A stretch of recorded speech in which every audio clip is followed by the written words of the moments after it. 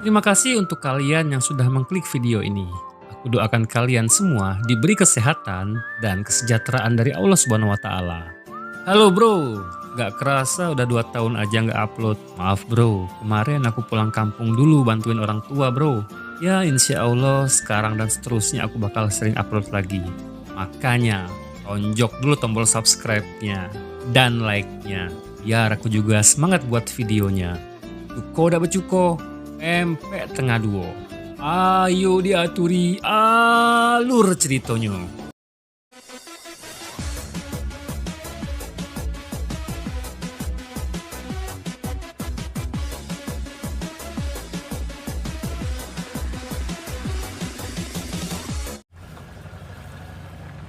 Tingkat kriminal di kota Chicago telah meningkat dalam waktu beberapa tahun terakhir. Penembakan, pengakhiran nyawa, pemerkosaan, dan berbagai tindak kriminal lainnya. Hampir semua rumah sakit penuh sesak dengan pasien baru yang mengalami luka tembak, tusukan, bahkan kemetongan. Cerita sendiri akan mengisahkan seorang dokter ahli bedah bernama Paul, di mana dirinya hampir setiap hari menangani korban dari kejahatan brutal yang terjadi. Let's call it. Sorry for your loss. You can go any faster. Sorry. Jauh dari kota dan wilayah kriminalitas, Paul sendiri tinggal dengan damai bersama istrinya yang bernama Lucy dan anak sematawayangnya bernama Jordan. Memiliki kehidupan yang sejahtera, ekonomi cukup, fasilitas memadai membuat Paul dan keluarga tidak pernah merasakan efek atau dampak dari kejahatan yang terjadi. Hingga suatu hari ketika mereka makan di sebuah restoran, ada seorang tukang parkir bernama Javier yang memarkirkan mobilnya, di mana Javier dengan sengaja memfoto alamat rumah Paul di GPS-nya yang tanpa Paul sadari hal itu adalah awal mula dari semua mimpi buruk yang akan mereka alami. No worries. Hingga suatu malam saat Paul pergi bekerja dan Lucy tengah berdua dengan Jordan di rumahnya, terlihat ada sebuah mobil yang terparkir di depan rumahnya. Dan saat Lucy tengah berada di dapur, dia pun melihat jendela dan pintu sudah dalam keadaan terbuka. Dari situ dia pun mulai merasa ada sesuatu yang tidak beres di rumahnya. Lalu meminta Jordan untuk turun, namun tak lama Lucy pun dikejutkan ada sebuah jejak kaki di sana. Lucy makin yakin bahwa ada seseorang yang berada di rumah mereka. Dan benar saja, Jordan yang tengah di atas pun dikejutkan ada orang misterius yang membungkam mulutnya dan menodongkan pistol ke arah wajahnya. Put the fucking phone down right now. Ternyata ada 3 orang perampok di rumahnya, dan salah satunya adalah Javier.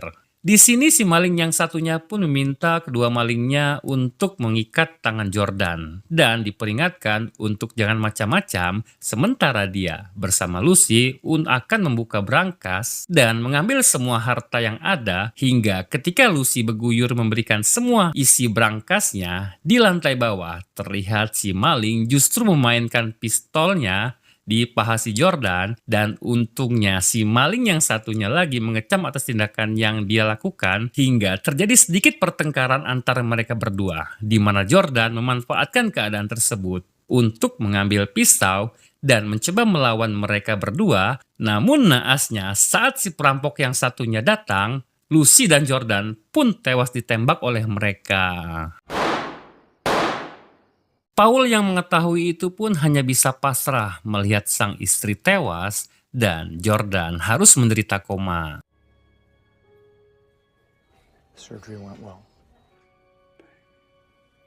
Beberapa hari kemudian, Paul pun harus merelakan sang istri dikubur di TPU Kandang Kawat, hingga saat mengantar sang mertua pulang, mereka mendapati ada beberapa orang asing tengah memasuki perkebunannya. Sang mertua pun mengambil sebuah senapan dan menembak mereka untuk menakutinya. Sang mertua mengatakan untuk tidak bergantung pada polisi, karena polisi akan datang ketika tindak kriminal sudah terjadi. Dan jika seorang pria ingin melindungi keluarganya, maka dia harus melakukannya sendiri. He has to do it for himself. Semakin hari tindak kriminal di kota itu pun semakin meningkat. Dan Paul juga kini yang statusnya menjadi duda keren pun merasa sangat kesepian. Dia kerap mendatangi psikiater hanya untuk sekedar curhat. Paul juga setiap harinya menengok Jordan yang tengah koma di rumah sakit. Thank you. Hingga suatu hari Paul berkunjung ke kantor polisi untuk menemui seorang polisi yang menangani kasus istrinya. Dia bernama Raines.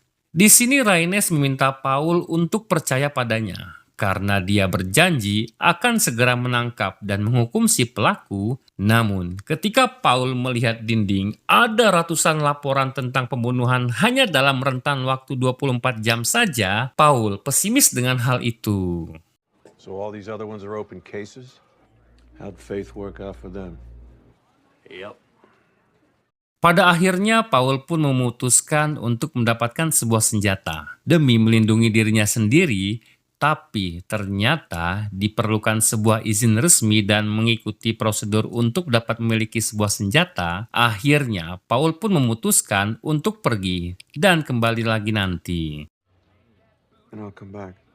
I'm gonna think about it. Hingga suatu waktu saat dirinya sedang menangani seorang pelaku kejahatan yang terluka, tak sengaja pistol yang berada di saku belakang celananya pun terjatuh. Paul secara diam-diam menyembunyikan senjata tersebut untuk kemudian dia akan gunakan. Dari situ, Paul pun belajar cara menggunakan pistol secara otodidak dari sebuah video. Sementara itu, keadaan Jordan pun semakin hari justru semakin menurun. Paul memutuskan untuk pergi keluar dan masuk ke wilayah yang rawan kejahatan, hingga saat dirinya sampai di sebuah jalan yang sepi, Paul melihat pasangan yang tengah dibegal. Sontak Paul meneriakinya hingga dirinya mendapat perhatian dari penjahat tersebut. Lalu saat mobil si penjahat melaju ke arahnya, Paul menembak mereka beberapa kali hingga mobil mereka menabrak. Paul sempat terluka di tangannya karena ini pertama kalinya Paul menggunakan senjata. Dan di lain sisi, ada seorang wanita yang merekam semua aksi yang dilakukan oleh Paul, di mana hal itu akan menjadi sebuah awal yang mana aksi yang dilakukan Paul akan menjadi viral. Dan tak lama salah seorang penjahat pun keluar lalu menghampiri Paul, namun dengan tangan kirinya yang masih normal, Paul menembaknya hingga mokat. Dan saat menghampiri si penjahat yang satunya, di sini Paul merasakan sesuatu sensasi puas di mana akhirnya dia bisa melenyapkan sebagian sampah masyarakat di kotanya.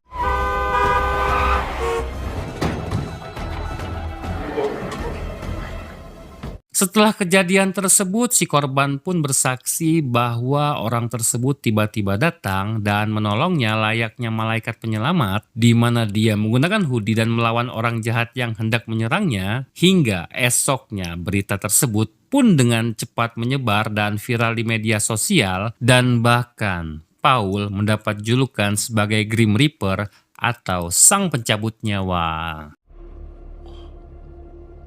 Suatu hari saat Paul menangani seorang pasien yang anak-anak, dia melihat bahwa anak tersebut tertembak di bagian kakinya. Saat ditanya, si anak pun menjawab bahwa pelaku yang menembaknya adalah seorang pria kulit hitam yang suka menjual es krim di dekat rumahnya, di mana orang itu sebenarnya menjual narkocok dengan berkamuflase sebagai penjual es krim. Bermodalkan alamat dari si anak, Paul pun secara terang-terangan datang dengan khas jaket hoodie-nya. Tanpa banyak pikir, Paul menembaknya di tengah siang bolong. Insiden kedua tersebut kembali meresahkan Raines dan rekannya bernama Siti. Hingga Raines dan Siti akhirnya menemukan sebuah fakta bahwa si pelaku adalah orang yang sama dengan kejadian malam tadi. Just walked up, shot the victim and left. The Grim Reaper.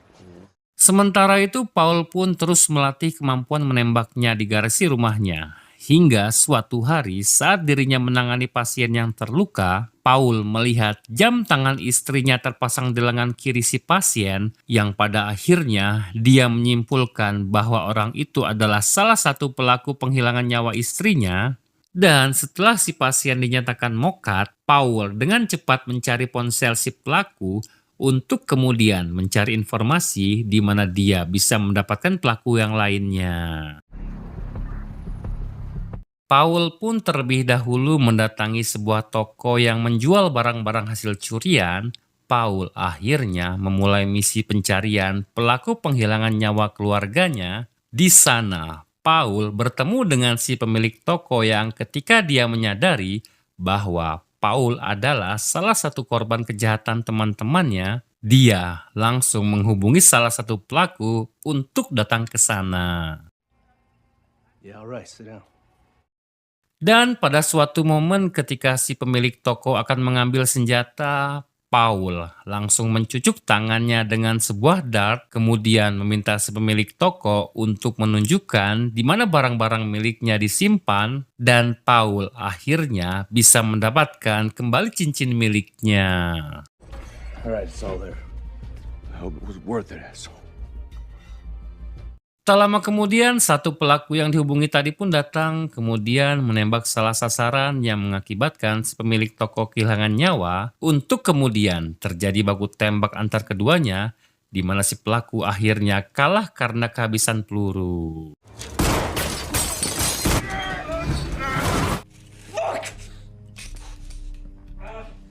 Dengan cepat, Paul mengambil ponselnya untuk mendapatkan pelaku yang lain, dan saat lengah tersebut, si pelaku berhasil menendang Paul hingga tersungkur ke sudut ruangan, yang membuat sebuah bola bowling di atas rak menggelinding, hingga saat si pelaku akan menembak Paul, dirinya justru kehilangan nyawa karena dihantam bola bowling tersebut, dan itulah yang dinamakan hoki.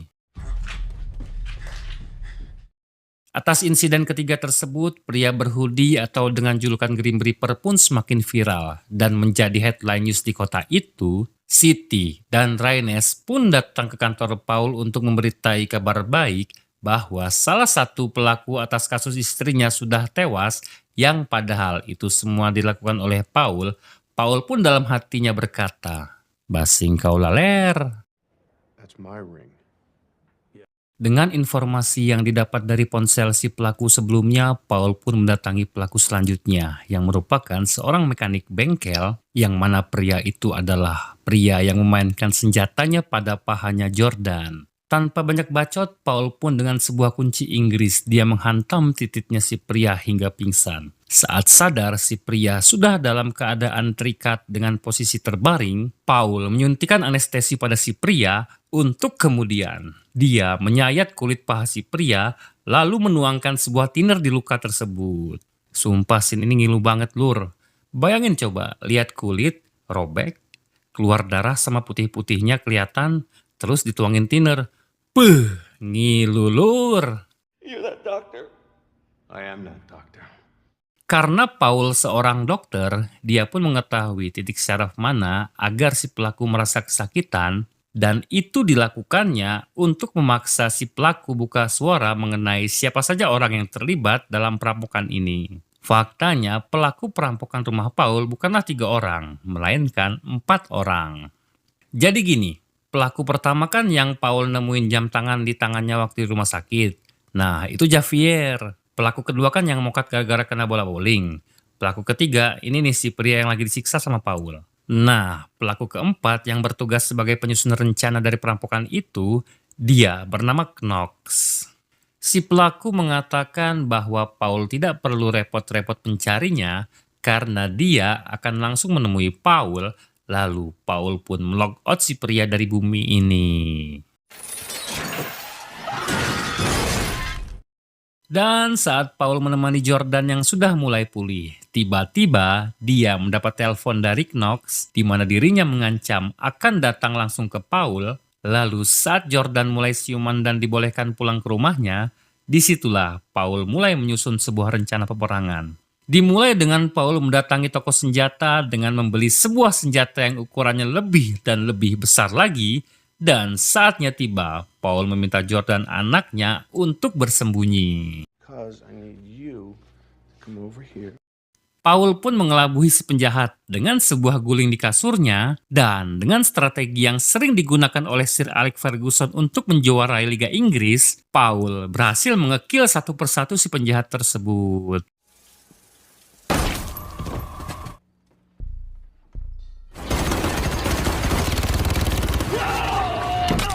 Sampai akhirnya saat di ruangan rahasianya, Paul bertemu dengan Knox dan di-shoot di bagian samping perutnya. Kemudian dengan senjata yang dia sembunyikan di bawah mejanya, Paul langsung memberondong Knox hingga lock out dari dunia ini juga. Setelah semuanya selesai, Paul pun didatangi Rhaenys yang hanya bisa menganggap bahwa semua ini dilakukan Paul adalah sebuah bentuk pembelaan diri karena dia tidak menemukan bukti pembunuhan atas yang dilakukan Paul saat menjadi Grim Reaper, dan pada akhirnya Bruce Willis selalu menang dan memang selalu susah mati di film-filmnya. Dan film pun selesai. Halo bro, udah 2 tahun gak ngonten. Ya maaf aja bro, bukannya nggak mau.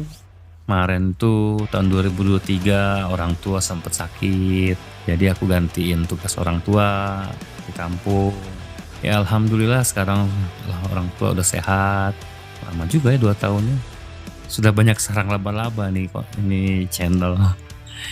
Cuman aku juga baru tahu ini channel udah lama nggak ngupload, tiba-tiba monetize dicabut. Ya sama aja ngurang dari nol ini.